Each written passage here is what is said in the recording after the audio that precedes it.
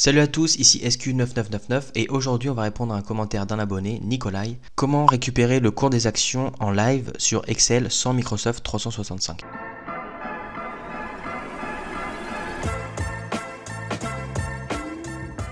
Donc si vous avez déjà suivi mon tutoriel pour comment récupérer les dividendes en live, ça va être le même principe, mais du coup je vais vous expliquer pour le cours d'une action. Tout d'abord vous allez créer un tableau avec le nom des stocks qui vous intéressent. Donc hop.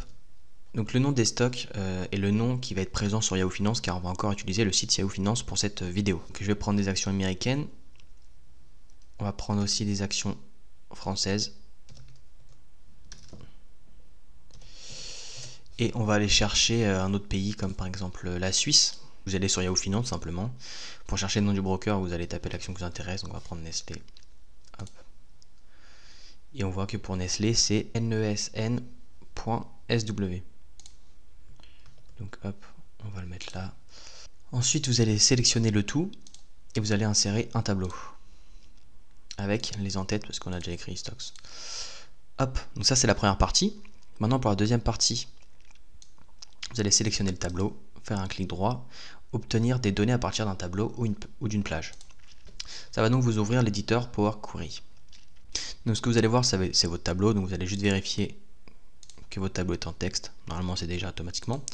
Vous allez faire clic droit, nouvelle requête, autre source web. Hop. Donc je vous conseille de prendre le lien, à chaque fois je prends Apple. Le lien c'est dans la description, donc pour vous éviter d'aller le chercher. Donc quand vous allez sur une action, vous allez dans les données historiques et vous avez du coup le dernier cours. Donc on copie l'adresse, hop, on la colle. Vous allez sélectionner la table 0. Vous cliquez sur OK. Et là du coup avec cette table, on va créer une fonction.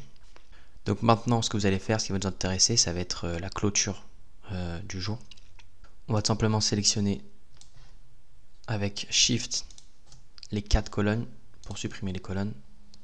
On va sélectionner aussi les colonnes, celles-ci qui ne nous intéressent pas, on va supprimer les colonnes. Et ensuite, donc ça va être le dernier, donc il faut supprimer les 99 lignes du bas. Hop, supprimer, on valide. Donc là en gros on va voir le prix d'Apple. Donc ensuite, clic droit sur tableau ou vous cliquez sur, enfin ici, éditeur avancé. Donc là ça va être comme le tuto pour aller chercher les dividendes en ligne. Hein. On va créer une variable. Hop, voilà. On va créer une variable stocks, un texte, et ensuite la table. Hop, et on va remplacer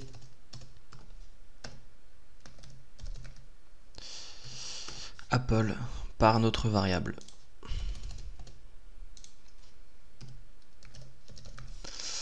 Et voilà, hop, ok. Donc on va voir que ça va nous créer une fonction.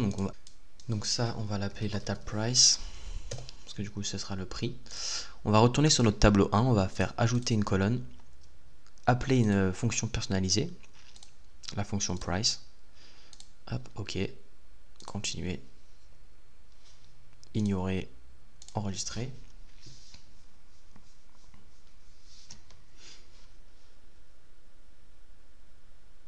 Donc là, ça va charger, hein, c'est un peu long parce que forcément, ça va chercher des requêtes en ligne, etc. Donc, faut avoir le temps. On clique sur les deux petites flèches, on clique sur OK. Hop, et voilà. Donc on a le prix. Donc ensuite, vous allez tout simplement retourner dans Accueil, Farmer et charger, et tout simplement attendre. Donc voilà, ça va vous créer